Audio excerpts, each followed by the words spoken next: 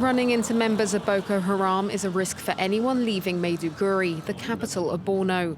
It's one that Sudanji has to take to reach the village of Kayamla, 15 kilometers away.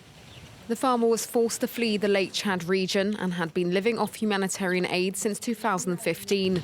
But thanks to his work, he can now provide for his 14 children. Whenever we come to farm, we have what we call Agro Rangers, who come to protect us in the farm from morning until we finish our day's work. They stay to make sure everybody is safe before leaving in the evening. That's why most people are returning to their farmlands. Without their protection, farming is impossible.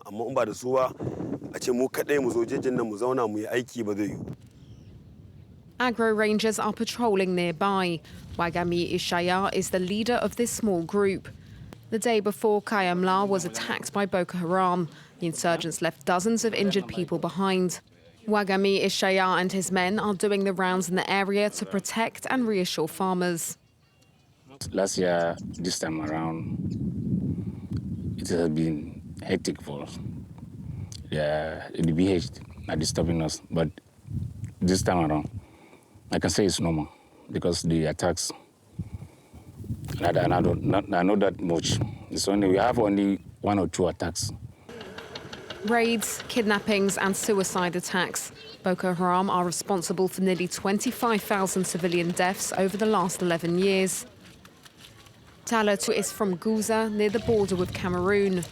In August 2014, her town was invaded by Boko Haram and was declared the capital of the caliphate by Abu Bakr Shakau, the head of the armed group at the time.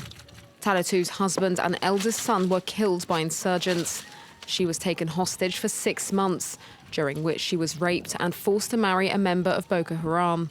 Now free and living in this camp in Maiduguri, the widow can't imagine returning to her home.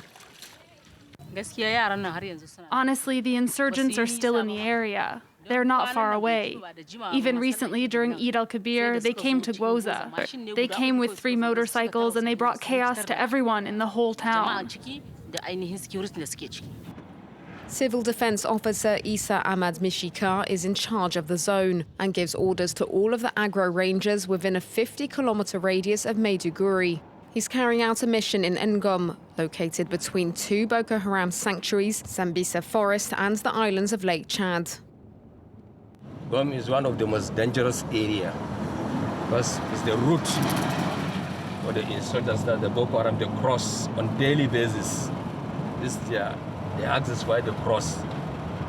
They have their graveyards not far from this place where they bury their men.